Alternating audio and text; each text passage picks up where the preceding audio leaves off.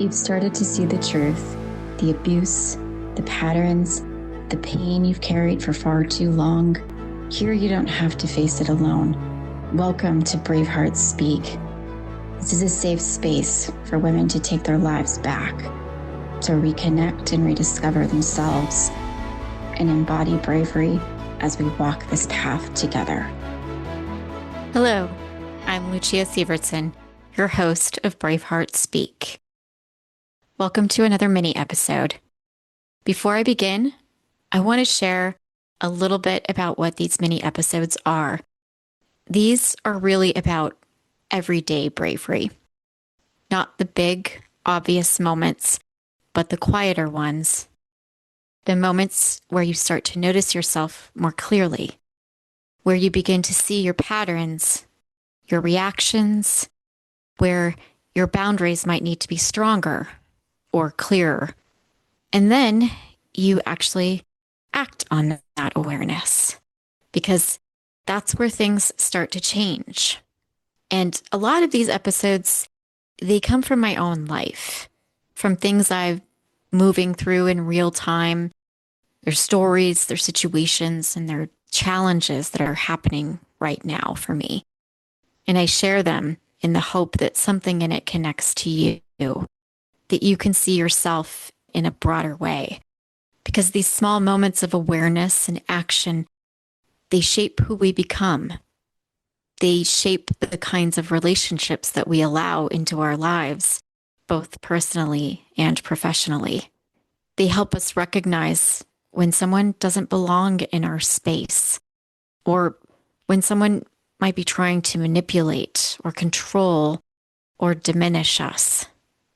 And they make it harder for that to take hold. And over time, that builds something really important. It builds your confidence, your sense of self, your identity.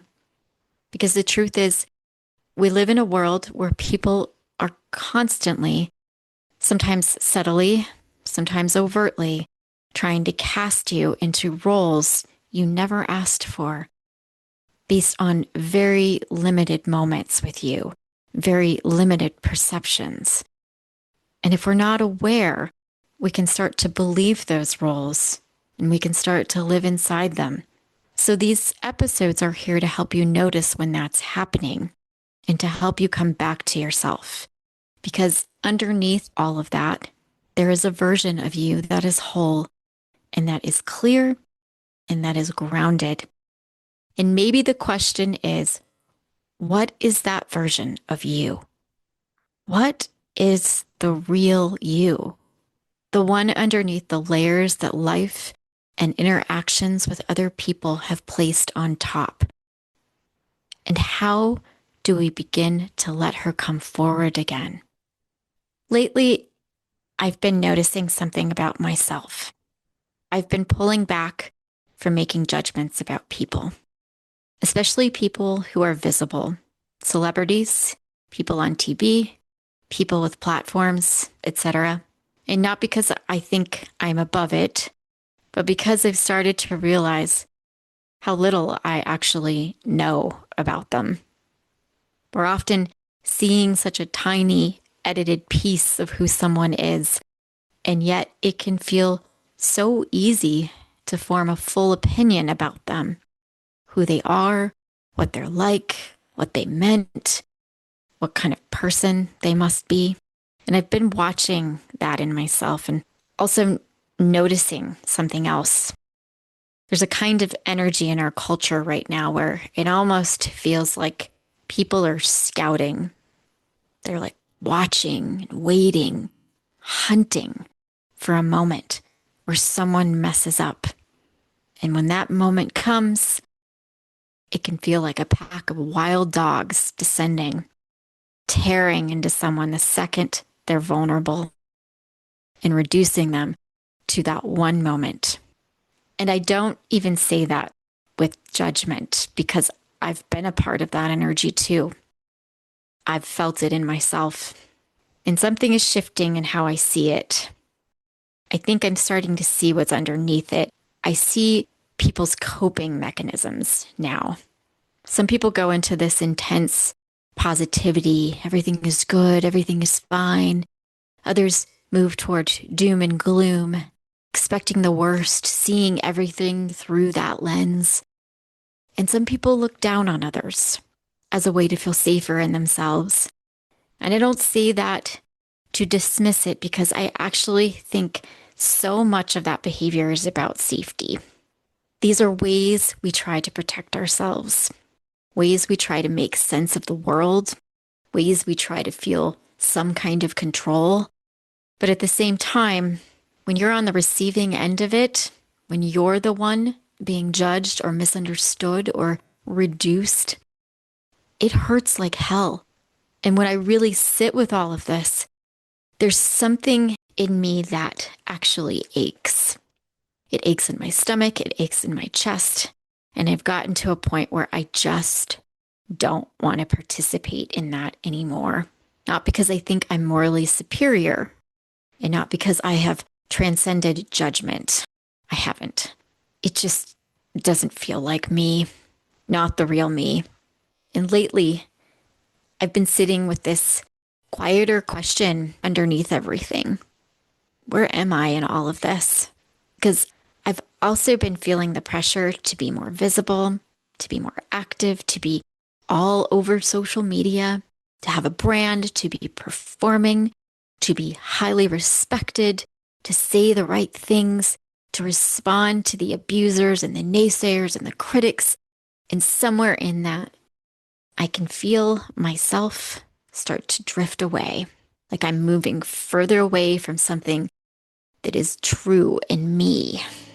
Before we continue today's conversation, I want to share something our community loves. If you've been thinking about getting updated headshots, family photos, or photos to mark a new chapter in your life, I highly recommend Shoot Photography. Shoot offers free 30-minute mini photo sessions with talented local photographers in cities across the country. The session itself is free.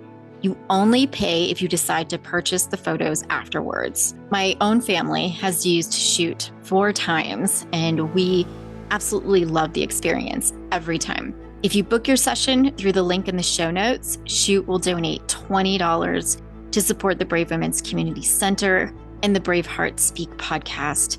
So get your beautiful photos and you help support survivor voices. Just visit the link in the show notes to find a session near you. And when I tune into my body, it doesn't feel grounded, doesn't feel calm, it doesn't feel like me. It feels like pressure, and it feels like I'm trying to become something instead of just being. And I think that's part of why I'm pulling back from the judgment too, because it's all connected. Noise, the performance, the constant evaluation of other people and of myself. My body can feel that, and my nervous system can feel it. And I need to start trusting that more as a kind of guide. And something else I've been noticing, I hear this phrase all the time, don't take it personally.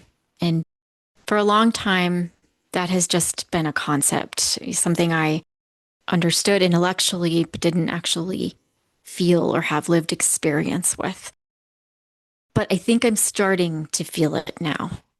Not perfectly and not all the time, but in moments. Moments where someone might misunderstand me or judge me or put something on me that doesn't feel true. And instead of collapsing into it or trying to fight it, there's just a little more space, a little more separation between who I am and what's being projected onto me. And it makes me realize I don't have to condemn myself just because someone else is. Even if in a moment it feels like someone is taking a label, something big and heavy, and just slapping it on me. Like, this is who you are. This defines you. Like there's this invisible stamp that they have just put on me that says CONDEMNED, condemned, for everyone to see. That used to feel so real to me and so defining. But now I think I'm starting to see that just because someone places something on me doesn't mean it belongs to me. And I know how cliche that sounds, but I'm beginning to actually experience that. And I think this is where it gets really real for me because I'm learning something that I don't think you can learn just by thinking about it. I'm learning how to sit in rooms with people who do not like me, who do not see me as valuable, who might laugh or mock me or whisper to others about me, who have in their own minds labeled me condemned, condemned. And I have to sit there and I have to let it hurt. There's no bypassing that. And my heart might race, my body might feel tight, like this electric buzzing inside of me, and everything in me might want to fix it and to explain or to smooth it over or to make them see me differently. But I'm learning I don't have to do that. I don't want to do that. Don't have to convince them, and I don't have to change their minds. I can let them believe whatever they believe. Whatever story they've constructed from a very small amount of time with me or from seeing me through a very single angled lens, or even a story that momentarily relieves something in them, their own insecurities, their own need to feel certain or safe. And yeah, they might influence people. They might shape how others see me. They might succeed in getting people to believe their version of things. They might even laugh and say, I don't think about you at all. And they know that that stings. To say that to someone or even to communicate it silently, that they're irrelevant, there's something harmful in that. Even if they won't name it, I can still see it. And I can hold the truth of what's really happening, that this is harmful behavior and that it hits something in me, a wound that isn't fully healed. And both of those things can be true at the same time. And something else I keep reminding myself, whoever it is I'm facing, I am so much more than they could ever fully understand in a single moment. I have a history and a full life and moments of sadness and anger and joy and deep love and all of it. And no one gets to reduce that to a single interaction or a single perception. And sometimes when people relate to us in those narrow ways, it says more about the limits of what they're able to see than the truth of who we are. And I notice too that sometimes the very people who speak strongly about how others should be treated in the world can still, in quieter ways, engage in behavior that causes harm. And I don't say that to attack them. I say that because I see how human that is, how easy it is to miss our own impact while pointing out the impact of others.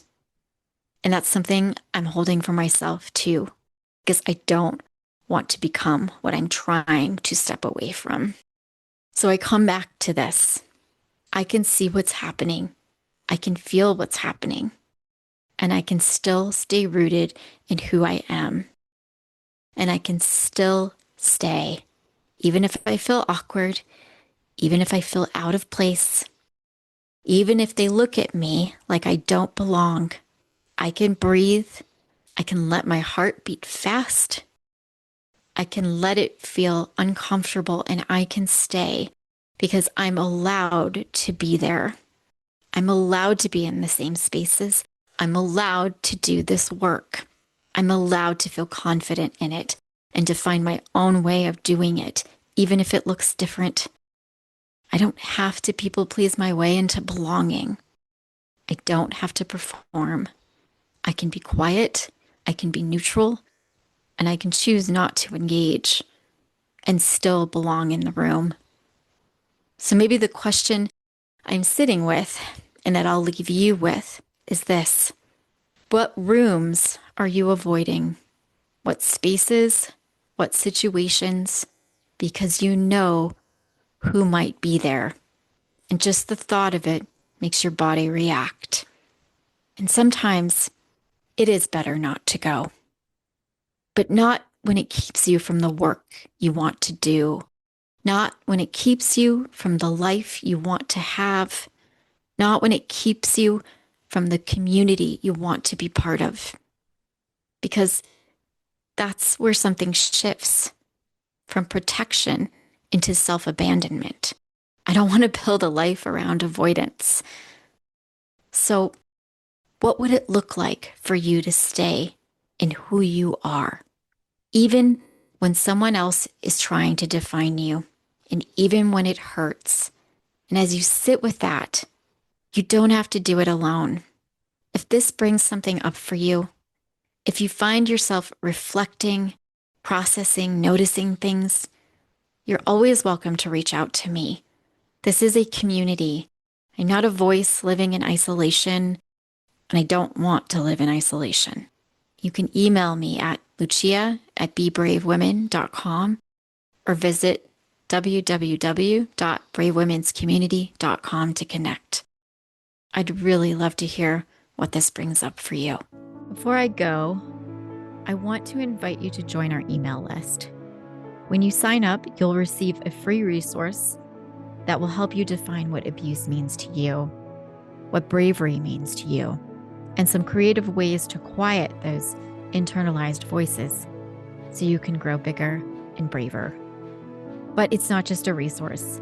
It's also an invitation and an opportunity. Inside, you'll find a way to submit your own voice, your own reflections, because this podcast isn't just me talking at you. This is a community we are building, and we can't build it without you. We need your voice in this. And maybe you felt alone for too long. I know that feeling, but I am here now, and we are finding each other. Let's keep finding each other. Thank you for joining me today on Brave Hearts Speak. I hope today's conversation gave you a spark of bravery and clarity. And if you found value in this episode, share it with a friend who needs a little bravery in their life today. And don't forget to subscribe so you never miss a moment of truth, resilience, and inspiration. When you subscribe, you'll get a free creative guide to help you define what bravery means to you. You'll also have the chance to submit your own voice, because this isn't just a podcast, it's a community. Want to keep the conversation going? You can connect with me on Instagram and Facebook at the Brave Women's Community Center, on LinkedIn under Lucia Sievertson, or through our website at bravewomenscommunities.com. I'd love to hear your thoughts and your own stories of bravery. Until next time, keep speaking your truth, standing in your strength, and leading with your brave heart.